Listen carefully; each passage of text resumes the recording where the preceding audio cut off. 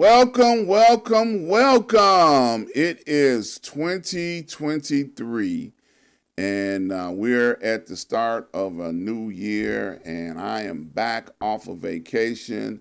During the holiday season, I decided to put my show on a rest, but I am back now, and I am so ready to kick it off with a lot of new adventures for the upcoming year.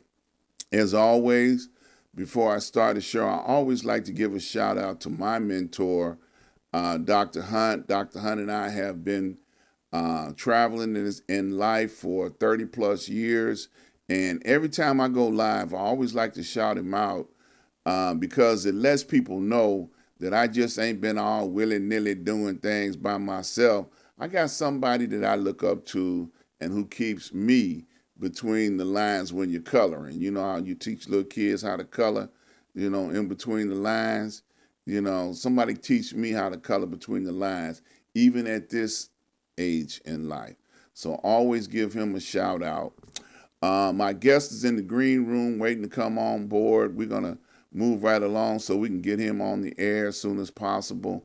Let's talk about me inviting you all over to my website, ask-dr-ron.com. And when you get over there, I want you guys to take a look at all of my sponsors. We have RRJ Web Solutions, we have Sir Synergy, we have Port Again Sam, and Prince Hunter Financial Group, just to name a few. Now, these are some of the people that help make it possible for us to do what we do here on the Ask Dr. Ron show. If you have someone that is interested in developing webs or fixing your broken website, our RJ Web is the company for you.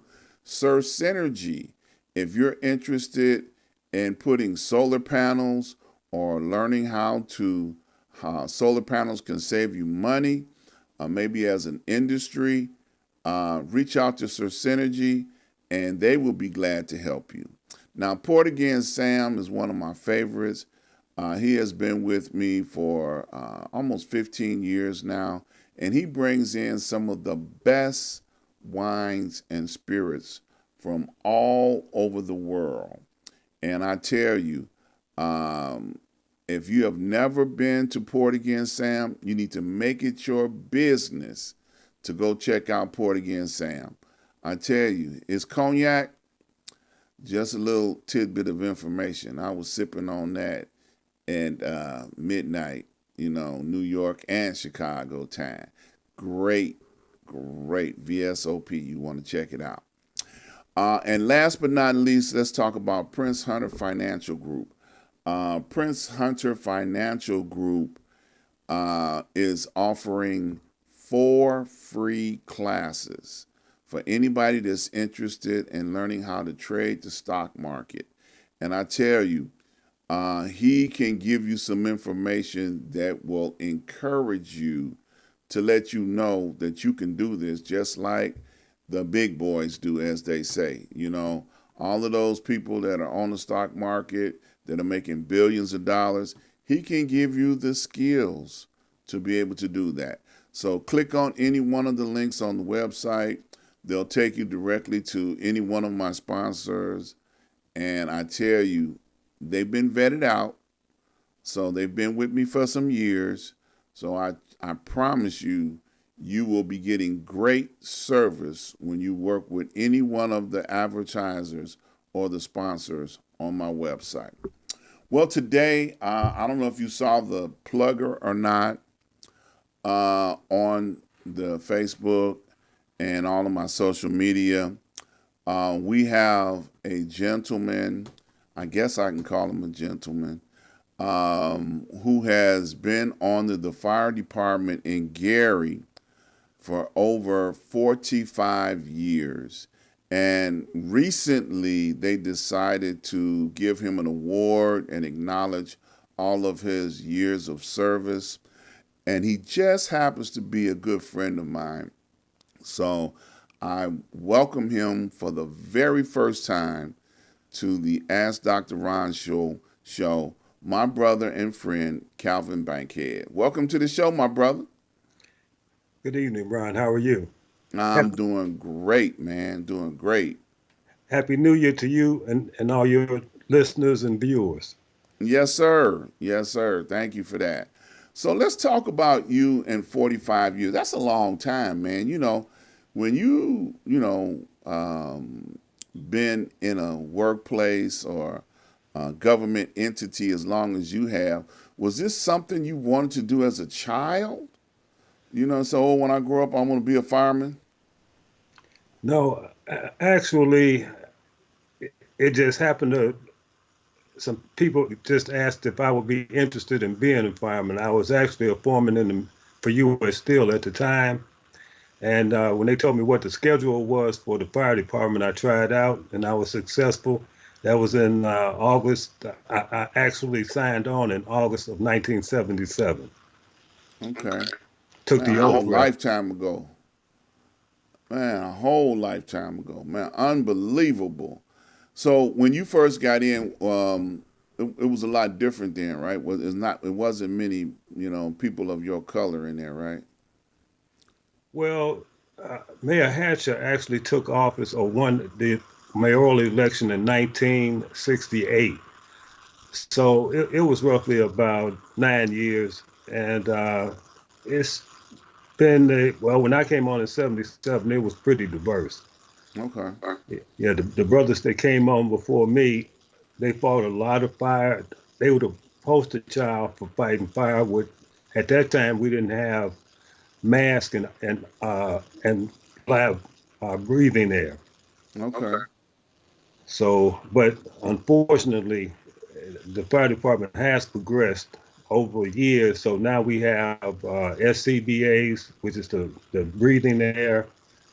But a lot of the guys that they used to call themselves smoke eaters. But a lot of them Mm, have started passing away from cancer. 30, 40 years later, they're passing away from cancer from the effects of breathing all of that contamination all those years. mm. So I imagine from then till now, you've seen a lot of things and a lot of administrations and a lot of politics going on over in Gary. So how would you say the climate has changed from then till now? I mean, would you say,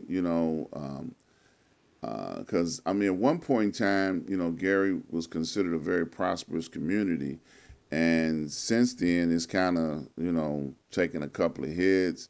I remember back in the day, they used to call Gary the was it the murder capital or the Midwest or something at one time, because of per capita of murders that took place during that time. So how would you describe, your experiences in being in Gary? Well, my first 10 years on the fire department, I actually joined the fire department because I had an interest. I was in going to, I had went to Grambling to play football. I had come back and I was at Indiana University and I thought I wanted to be a trauma physician. So I thought that being on the fire department, being on the ambulance, and I was the second generation of the ambulance service, EMS, emergency medical service.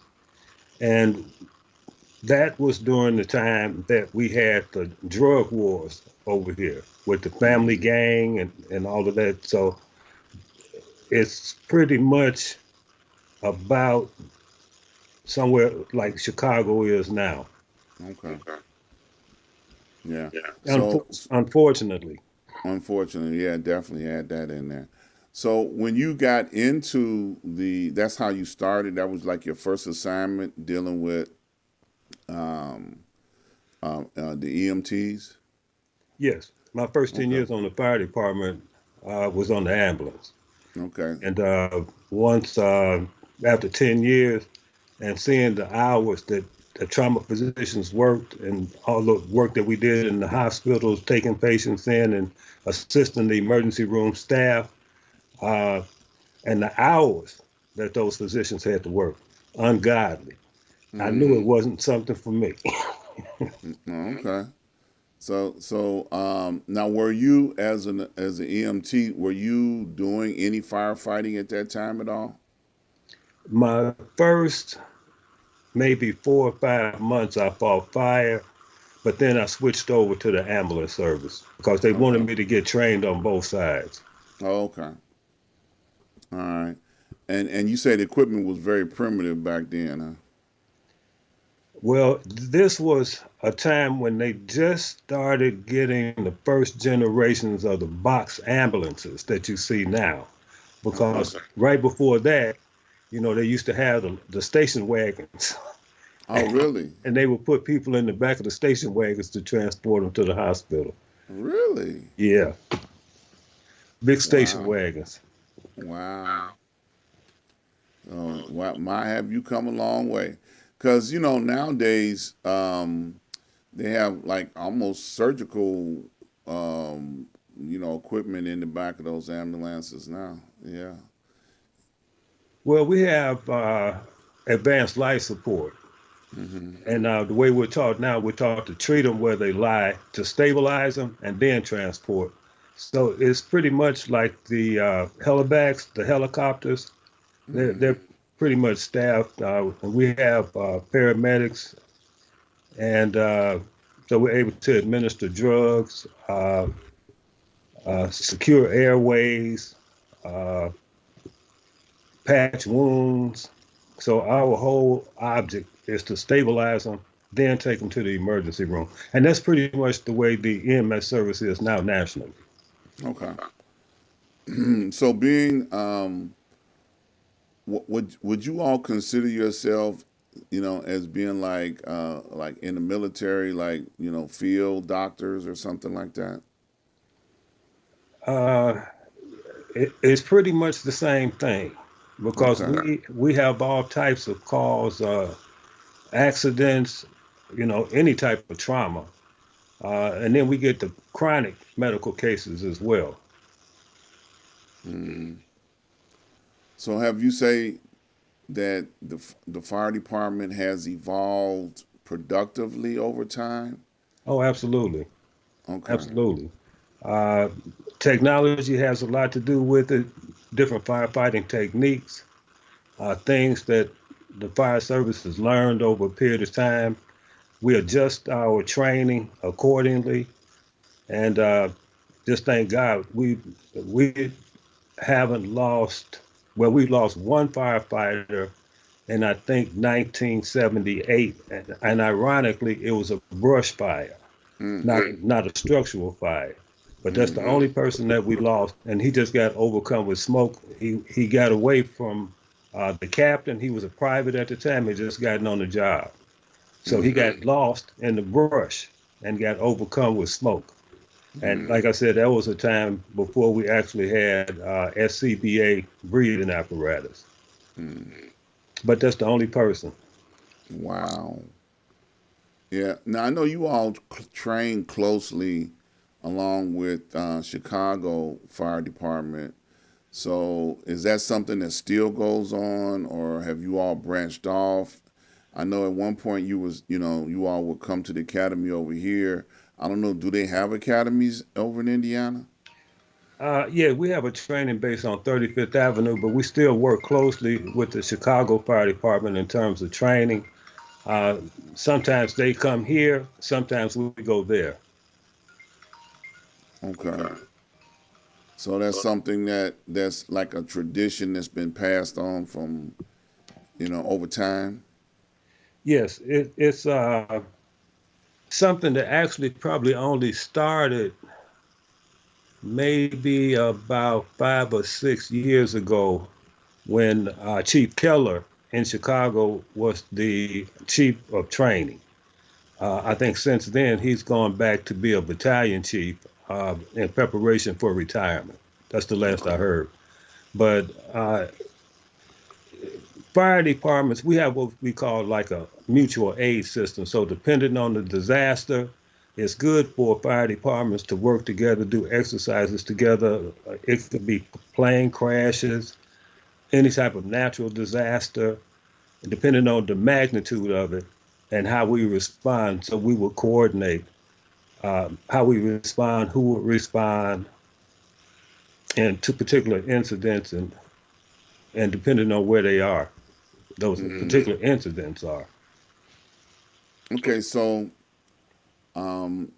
they've had over time, television shows that talk about, living conditions, where everybody comes together when they're on duty. They live in the firehouse, they cook meals together, they slide down poles, all of those kind of things. That's when the beginning days of the fire department is that accurate pretty much? Well, the polls are illegal now. If we had too many, too many accidents on Oh my God. on the job injuries coming down those poles. But Okay. but we actually spend more time in the fire stations than we do with our families at home. Oh So, wow. so we argue and like brothers and sisters do. We argue, disagree, and then we kiss each other and hug each other because it's a family. Right. And you need to count on them on the field. That's right. That's right. Yeah. Yeah. So now, this is a question that I remember, cooking shows that would emphasize the chefs of the fire departments. Like they would take, you know, little or nothing corned beef hash and turn it into a gourmet meal to feed the crew. So I mean, what's the truth behind that? It's true. Uh, Okay. we don't cook like we don't have as many cooks in the stations as we used to, Okay. but we compete against. In the summer, we'll compete with the police department in Okay. cook-offs. So, and then we give trophies. We have the, events, music playing in the park. So it's a public safety get together, and it's a lot of fun. Okay. So do you all still do those kind of things on a regular basis, even today? Because I understand that sometimes there's bad blood between the police and the fire. Well, the police are our cousins, first cousins. Okay. Okay. So we're all there for public safety. So, and that's what we take an oath for. Uh huh. So it's just part of the extended family. Sometimes we have disagreements with different policemen or different officers, just like we do it. It's no different than a family at home, man. Okay. It's the same thing. Yeah. Yeah. So I want to talk about this award they gave you recently. Let's talk about that. So that's acknowledging you as being on the force 44 years. So whose radar did you land on for them to, finally after all this time decide to say, "Hey, he's been doing a good job." What happened? I mean, did you have to rescue a cat out of a tree or something, or what made them say, "Oh man, we got to do something for this brother"? Well, it was a combination of people, I think, that actually put the little event together. But originally, when they started talking about it, I just suggested to them, I thought they were just going to give me like a certificate, and I was on vacation at the time. So I said, well, just put it on the desk. I'll get it when I get back from vacation. They said, no, no, no, you have to come to the council meeting. So when I came to the council meeting, I saw, well, I knew, first of all, I had to dress if I was going to the council meeting. So I was in Class A uniform. And I saw one or two guys. Matter of fact, one of my closest childhood buddies came up from New Mexico. Mm. So I thought that was odd, but I was taken aback. I said, "Oh man, you coming to see, me get this little certificate? You had to come all the way here for that." So it was two or three firemen. So we walked in the council chambers, and then two or three more guys came in, and then three or four other guys came in. Then some of the crews that were working on shift, they came in.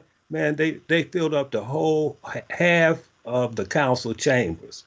And so I was really shocked and surprised, man. It was really kind of overwhelming. Yeah. And And now, did they give you a vacation, like an extra week off duty or something when they gave you this award, or did anything come with it other than the certificate? Well, a plaque. Oh, uh, look, they didn't tell you got to resign now, do you? No, now you know what? I tell you, I take that back. They the next day it was a press conference, and there was a police officer, Reggie Harris, was supposed to get one for 36 years, Okay. and but he had the flu, so he couldn't come.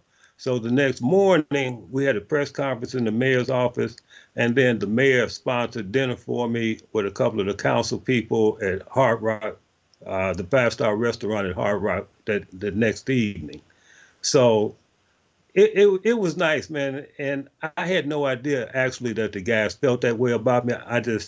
But they really showed me a lot of love. And it's deeply appreciated. But as you know, Ron, I'm really kind of a behind the scenes kind of guy. Absolutely. I don't. Absolutely. Yeah. So it made me feel a little uncomfortable, but deeply appreciated. Yeah. Over the years, you and I, like I told everybody in the beginning, we have been friends, and it's amazing. Going back a few decades, when you used to work the Michael Jackson event, you used to go over and hang out with the family, and every now and then you'd ask me questions about certain things, and I'd say, man, that ain't finna happen. And then you'd be amazed that I know what's going on over here in Chicago, all the way over there in Gary, because I know what will happen and probably what won't happen, especially when it comes to all of the expectations, that sometimes people have about stuff. But I know you got real close to the family, you know. Can you talk about that, or you don't want to talk about that? Well, I can talk a little bit about it. They, I think Mrs. Jackson, I had a chance to spend some time with Mr. Jackson, Mrs. Jackson. As a matter of fact, I may be going to see her in a couple of weeks. She's 92 now. Okay. So, we got a chance to hang out with Mike and Janet. Janet's getting ready to go back on tour. Uh, they are in the process now of trying to do some things in terms of economic development in Gary. So that's promising. And it was part of the legacy that Michael left. So, we are hopeful that that comes to fruition, and I'm sure it will. I see that You see smile. that? You see that smirk on my face, right? Okay, walk with me back through time. You remember when they were supposed to be building that theater? That they was raise funds for. They were selling bricks off the sidewalk and all of that stuff. None of that stuff happened. You know, so Well, I'm very I'm, I'm uh, I'm believing in some of the things that they say they're gonna do. I think they are Republican. I think they learn how to lie at an early age. no, not actually. They're very sincere, kind-hearted people. The whole family is. They're Okay. very humble, and uh, trust me. The reason that a lot of the stuff didn't come to fruition earlier, they just weren't working with the right people. I'll put Okay. it that way. Having the types of money that they have and continue to have, I think Michael may be worth more now than he was when he was alive. But anyway, they're like targets, Hmm. for people always trying to scam them, one way or the other. But Absolutely. they're a good family. Yeah, I believe that. But like you said, I know that sometimes people will spread things that are not true. And not talking about you, I'm just talking about other people have said that we're gonna do this and we're gonna do that, and then uh, I know that I think when they finally lend their name to the Hard Rock Cafe, I think that was the only thing I can recollect in years past that actually came to pass. Because some of that other stuff, man, it just never happened. It just never happened at all. But it wasn't the fault of the Jacksons. It was them. Let me put it this way: just trusting the wrong people. I got you. Trusting the wrong people. Yeah. People, and back in the day, people used to always say that they could do this and they could do that. Well, they trusted that people were telling them the truth, but they actually didn't have the means to be able to pull off what they were trying to. Mm-hmm. I got you. Yeah. Went through a lot of So that, man. moving forward, you feel like there's some of the things that they would like to do will manifest themselves and happen. I'm pretty confident in it. Okay, good. Yeah, Good, pretty good, good. confident in it. So now is that something that you're going to be involved in as well, or? Uh, Probably just on the peripheral, or if they need me to do certain things, I'll probably be around Okay. because the brothers were here right before they went on tour, and they were actually going around looking at property. So that's the starting point. Okay. Well, that's good. Now the family home is still there. Relatives living there. They keep everything up to date. In Gary, Yeah. oh no, nobody lives in the house. Oh, I thought they had relatives in the house. No, no relatives in the house. And Mrs. Jackson bought a house next door to it, Mm-hmm. and we actually turned it into a little small store with Jackson memorabilia. Really? Yeah, but we haven't opened it yet. It's not officially open. But certain people come in town. We let them come through. Sometimes some of the kids come by. We'll let them in just to see and experience what's there. Uh, and but people still come there from all over the world. Right. Because they named the street after the family, right? Well, actually, the name was Jackson. They just happened to live on Jackson Street. Right. But I thought they changed the name to Jackson Way or something. No, No. Okay. All right. Yeah. So that's not something that the city did to proclaim. no. No. Okay. Got you. I got you. So there are also going to be some things coming up dealing with your, the family, and you're going to be looking over somebody's shoulder and trying to make sure they keep on the straight and narrow. Got it. One other thing I want to ask you about your career. What does a division chief do? That's a title right there. That's like a big one, and I just wanted to know what it does, what you do. Uh, the, well, some people call it division chief. Some of them call it a shift commander. But the division chief or shift commander is in charge of the whole city uh, after 5 o'clock, particularly. But he's like number three in charge of the fire department, and there are three turns or three divisions. So I'm one of three. Okay. So you're, like you say, you're one of three, and mostly nighttime. Well, we actually run the city during the day, but we actually are the head of the fire department once the other chief and the deputy chiefs go home at 5 o'clock. So all of the suppression, EMS, anything that happens in the city is our responsibility, even before 5 o'clock. So we kind of like the frontline managers for the city. Okay.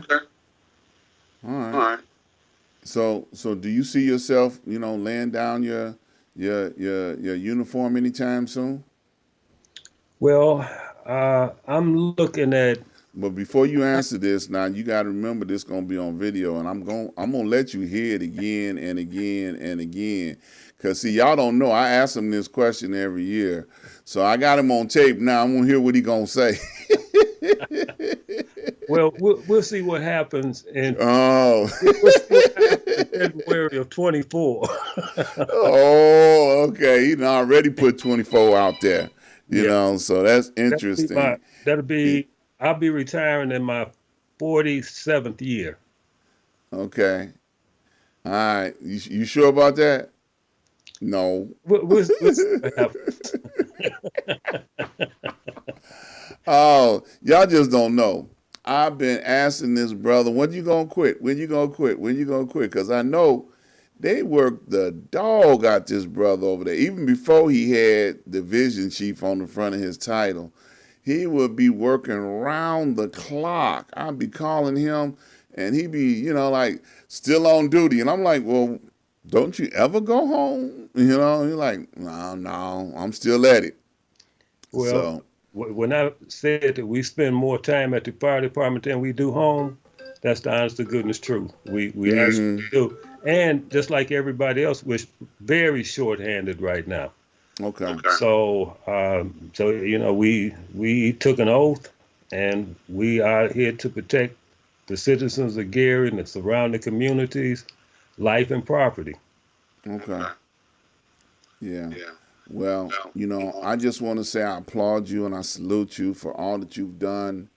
And I appreciate, our friendship, and what you've done over there and the ability to be able to bring you on my show and talk about it because you got, ABC, NBC, and CBS, to deal with. And I got it in before they did, so that's what's up, you know. But I want to shift gears a little bit now. I also know that you are an entrepreneur and a businessman. So let's talk a little bit about that. Some of the entrepreneurial things that you do. I know you used to have an office in Illinois. I think it was Ridge Road, wasn't it? Yeah, Ridge Road in Lansing. Yeah, back in the day. And I know that office dealt with environmental cleanup, right? Correct. Okay, so let's talk about that. I know by you being on the fire department, they've equipped you and trained you and have made you an expert in that area. So let's talk about it.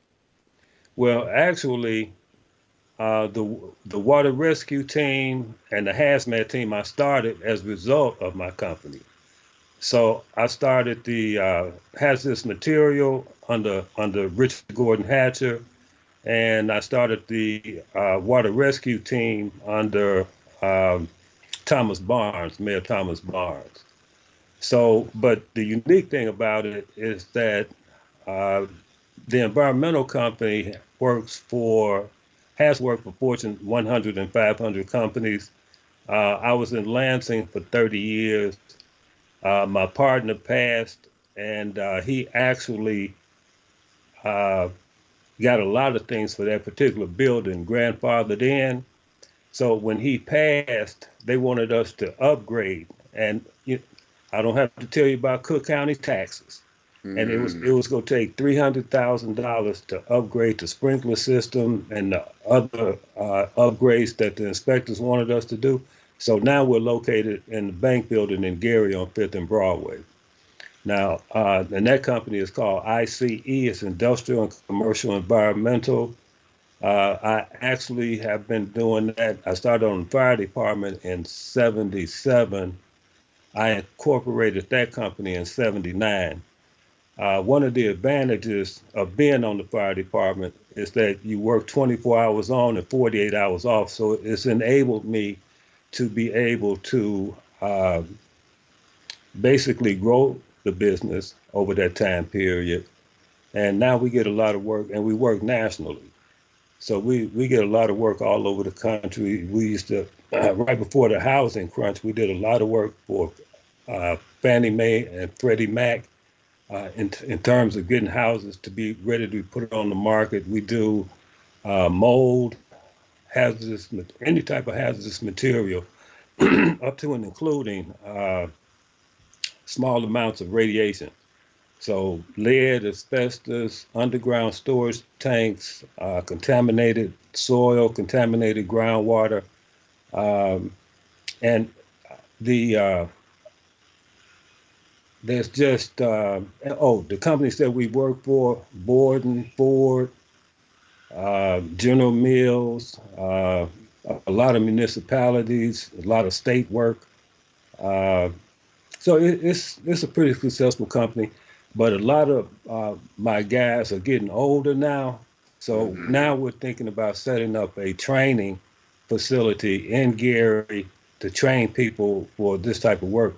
Um, Hazardous materials, uh, you can get the basics in 5 working days, uh, and that's a 40-hour hazmat certification. But you can go and get additional certifications from there. But we train people in that 40-hour window, and we start them off at $25 an hour. Mm. Now, the Bankhead group started, actually, ICE and the Bankhead group started about the same time, but now we're getting more involved in the construction side of it. Uh, the government actually put teeth into enforcement in the environmental business in 1987. That's when they started taking phosphorus uh, out of dishwashing liquid. I mean, out of detergents. Mm. That's when they actually started taking lead out of paint. 1987. So we've been, we've been at this for a long time. So now, when you're talking about training people, would they be able to hit the ground running, actually doing, inspections and remediation? If they get those certifications that you're talking about. Yeah, it would depend on the project. For example, the other additional sort of that they could work on. Uh, just say we had a hazardous waste site like a brownfield site, they could work on that site. But if we have like a house or a building that's contaminated with mold, I'm not sorry, not mold, with lead or asbestos, those are different certifications. So we will continue to educate them so that they could get up to that level. But yes, after 40 hours, they could actually go to start working on a job site. Now, are you all doing the inspections and identifying the problems? Are you actually, doing both identifying and remediation? Both. Okay. Identifying and remediation. That's what we were doing for Freddie Mac and Fannie Mae across the country. They would have us come in to assess the properties, Mm-hmm. and once we assess it, what we do is we take samples, and the samples go to a lab. Uh, and once we prove that the contamination is there, then they would hire us to come back and actually to remediate those particular properties or those sites. Okay.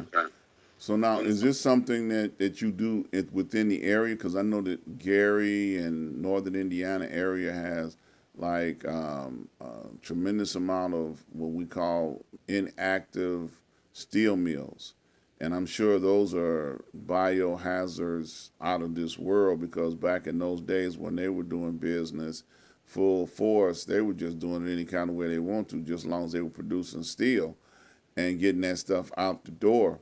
So now that all of these furnaces and all of these things, because I remember back in the 70s, they got, hit with heavy fines for polluting the waterways in the area.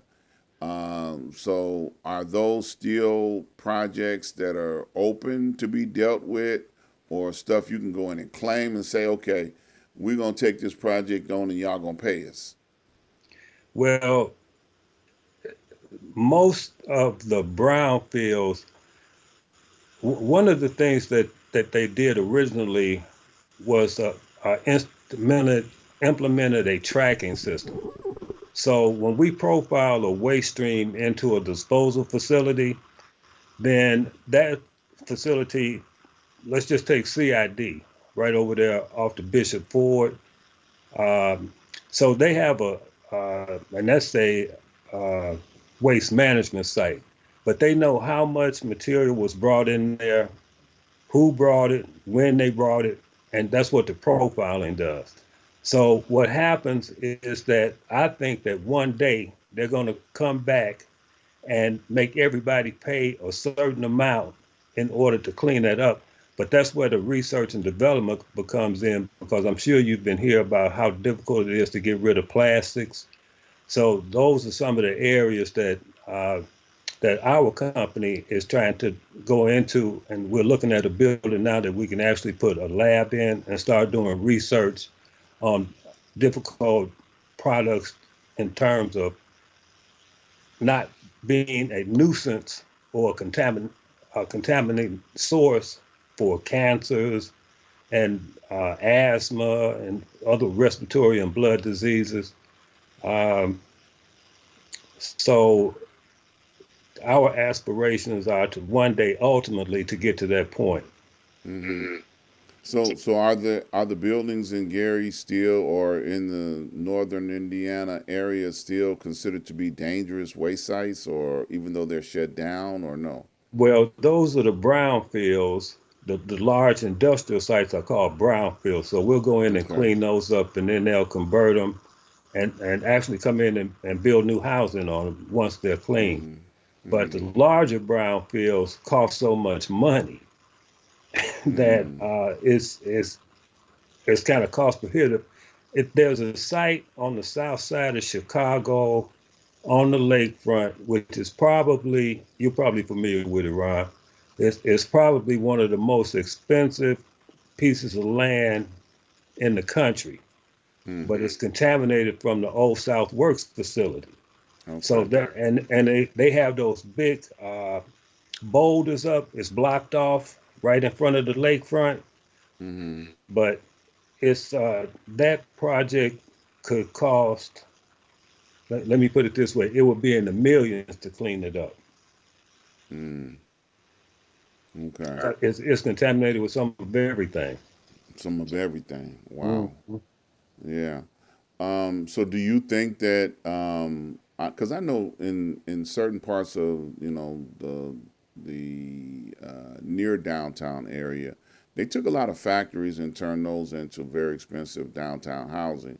So is that something that could possibly happen to these areas with the brownfields, as you're calling them? Absolutely. Yeah. So wouldn't developers be the ones that would have to pay for that cleanup? Well, there are different forms of the different forms. Sometimes it's a combination of forms between financing between government and the private sector. So it just depends on what that particular plan is for that particular site. Mm-hmm. But that's a lot of money even for developers. Now, what developers will actually want is for the governmental agencies to clean it up. They'll come in and buy it and develop it. But you don't Yeah. have too many developers that actually want to be involved. I tell you a quick story. I was doing a project on the west side on Washtenaw, Mm-hmm. and it was to clean up uh, fuel oil contamination. This was a block long, a block wide, huge building. And I Mm-hmm. think it had maybe about 15 or 16 truck bays for semis where you back down to the loading docks. Mm-hmm. They had two 200-gallon storage tanks that had been leaking. Mm. Uh, and this is why developers don't really like to get involved. They tried to give me that property. Okay, but from Oh. just from that but it had been leaking probably for years or months. Uh-huh. I think we took about, oh man, we had to take about 35 loads of contaminated soil out of there. Okay, and Wow. yeah, and 50-foot dump trucks. So they tried to give me the building. I went and met with the owner's attorney up in like the 87th floor of the Sears Tower. Man, we tried to figure out how could he give me that property, and we couldn't figure it out. So I had to let it go. But Mm. but it was right across the street from uh, let me put it this way, a house of ill repute. You did say the West Side, right? Yeah. So what happened was, so I went ahead and secured it though, right? Because we go try to figure out how, but we could not figure out how to indemnify the original owner. So Right. anyway, I put a 6-foot fence around that building with barbed wire on top. We finished it about 5 o'clock in the afternoon. because they had actually been coming into the building while people were working and just told them keep working. Mm. Okay, and they were still in that way. So I fenced the building off and got a guard, a dog, and a security car. I came back the next morning. The poles were sticking up out the ground. Wow. The security car was on blocks, and I don't know what happened Wow. to the guard or the dog, but Wow. all of the fence was gone. There wasn't nothing sticking up there but the pole. So we work in all Wow. types of areas. Wow. So what did you do with the contaminated soil? I'm curious. Did you go somewhere and burn it or something like that? Or No, the contaminated soil goes to I think that one went to a waste management facility off over there off of maybe by Boobian Woods and the off of the Bishop Ford. By okay. okay, oh, that big mound that you see, Right. okay, and and the flames that you see there are the gases that's produced by That's those, and it's produced. methane Right. gas. Right. So, but that's where it went. So there Okay. are different disposal facilities for different things. Okay. So If it was okay to move it someplace else, but just not keep it there. well, if, what they do is they cover it in so much clay. You know, there's a formula for landfills by EPA, Okay. Environmental Protection Agency. So Right. those landfills or disposal facilities have to follow, and those are some of the things that have evolved over the years, like we were talking about the fire department earlier. Right. Gotcha. Yeah, because I remember when they started filling that landfill off of the Bishop Ford. I remember when they started filling it, and they filled actually several over there in that area, Right, you know. right. But then there was the question of the spillage into the Cal Sag, which is a waterway over there that nobody has ever answered because people like to go over there and fish, and the word is don't eat anything that comes out of there. Well, see, even those landfills have evolved over time. So you would have to put up a some type of a berm.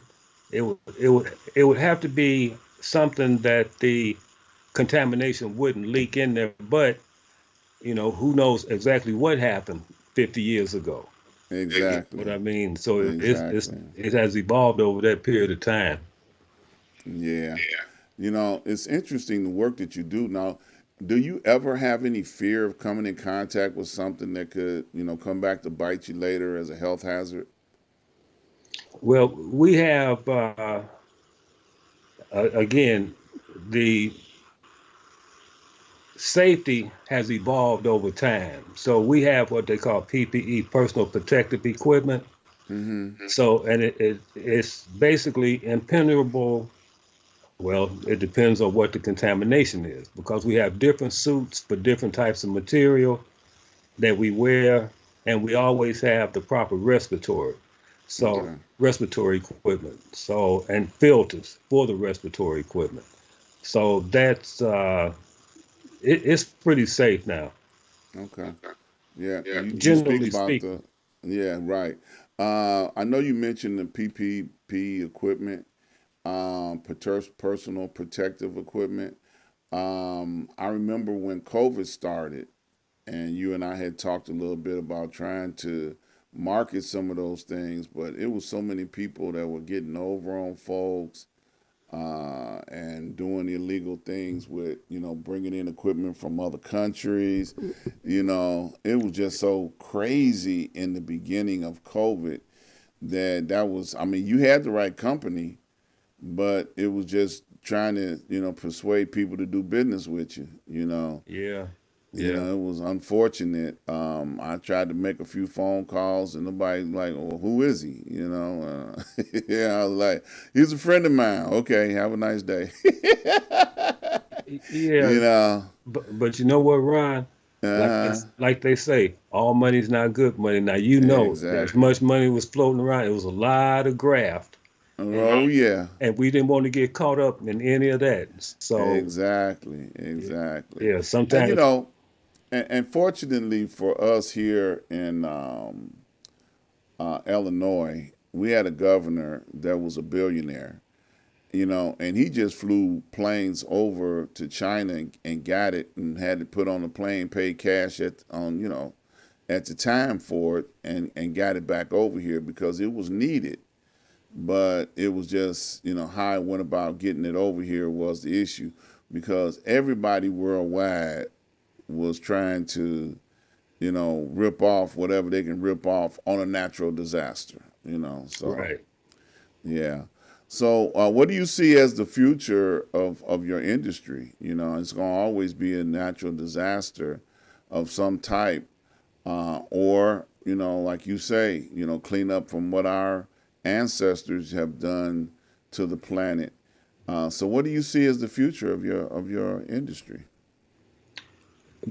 Basically, it's going to have to be a public-private partnership where when people invent certain types of materials and even materials that we have now, there has to be a end result formula for how those materials are treated, so that it's non-hazardous to the general public. So Mm-hmm. I think that's ultimately where it's been heading, and I think that's ultimately where it's going to have to end up. So that any new products that come on the market, the waste products are not going to be able to still be hazardous. They're going to have some kind of purification system at the end of those processes where they're uh, basically rendered non-hazardous to the general public. Gotcha. Yeah. So let's talk about that job opportunity again. Now, do you have people that are in training now, or are you doing classes like once a month or something like that? Well, right now, the trick to those training classes are we get grants, right? So it's kind of uh, twofold. We can get the grants, but if we train people, we got to have the work for them. So we're in the process now of setting up national contracts with some of the larger corporations so that once they complete their training, they'll be able to go right into a job, not just having, but they'll also have marketable skills where they can go to other companies or what have you to get hired. And right now, there's a shortage in the industry. So the time is right. Okay. So if they want to talk to you about it, they can call you at this 877 number that's listed on the screen here. And just set up an opportunity to find out what they got to do, what information you need from them. So it's right there on the screen. It's been up there the whole entire time. You can call that number. Go ahead. Let me give them and Ron, maybe you could post this later. Let me give you my email address for it's ICE, all lowercase, ICE environmental at gmail.com. It's very simple. ICE environmental at gmail.com. So anybody that's interested, if you have a resume, you can send a resume. If you just want to be contacted, you can leave your information. And we're trying to start another class here. Well, we should know in the next 30 days. Hmm. Now, do you have a website you can tell them about? The website is iceenvironmental.com. Okay. Same as the email. Same Yeah. as the email, right? Okay. All right. Good. Now Well, that's look, man. Go ahead. uh, well, it's old, so I've got to upgrade that website. But we got tons of pictures from different states and cities that we worked in. So I was looking at the one of your sponsors. I think I'm going to contact them for the website. Yeah. Yeah. RJ Webb. Reach out to him. He can help you out. He can fix what's broke. Okay, okay, okay. Yeah, he's been working with me for years now. You know, um, you know, time is flying. And we covered a lot of stuff today. Once again, I thank you for taking time out of your busy schedule, to come down and be with us here on the show today. So before we get out of here, we got about 4 or 5 minutes left before the end of the show. Is there something we didn't cover that you want to talk about?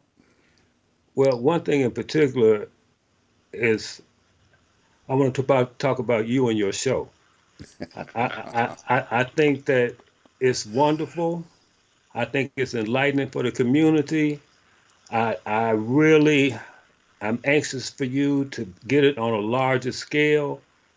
You are a wealth of knowledge. They don't call you Dr. Ron for nothing.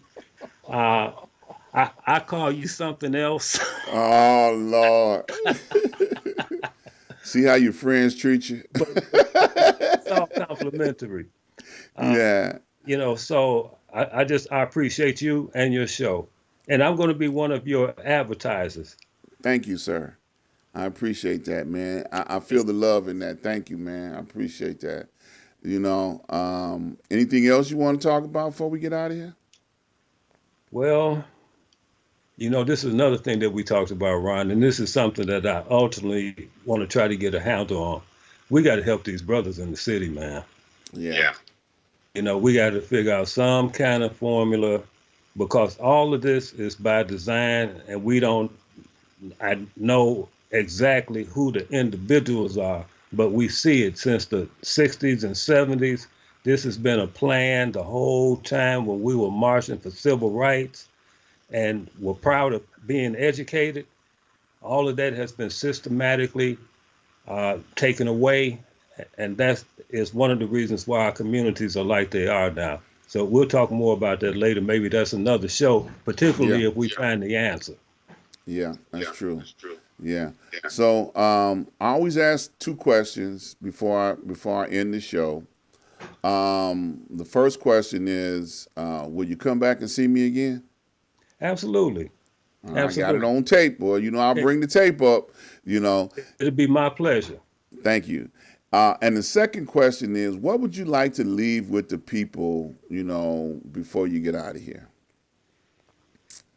I would like for people to just pray because we need it. We Yep. need it bad. And the Yep. Lord is with us. We just have to turn to Him. And all of these social ills and all of these ills that we go through, not saying it won't be still trials and tribulations, but He's there for us. Absolutely. Very well spoken. Once again, I thank you. I appreciate you, man. I love you. Love You've you. been, you and I have been friends, a very long time. Right. And we're going to continue to be friends, and please continue to call me because he called me.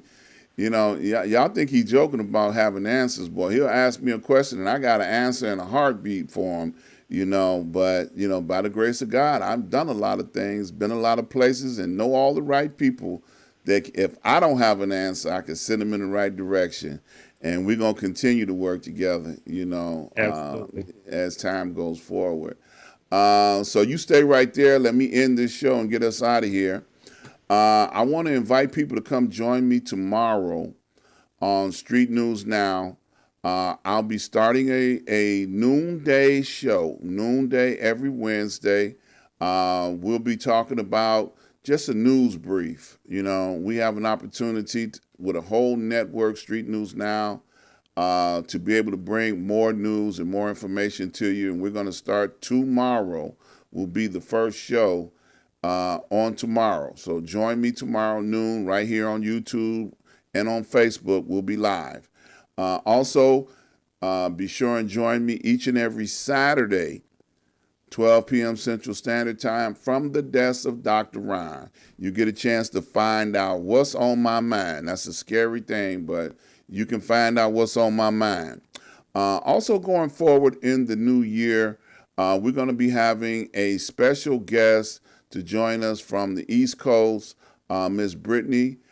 She was on the show a few months back, and we've talked about it. She's going to be giving me an update from the mind of a young person. She's young, I'm old, so we're going to be bringing her in as a special guest from time to time on Tuesday, at least twice a month. So, appreciate you all joining us and being with us as we kick things off for 2023.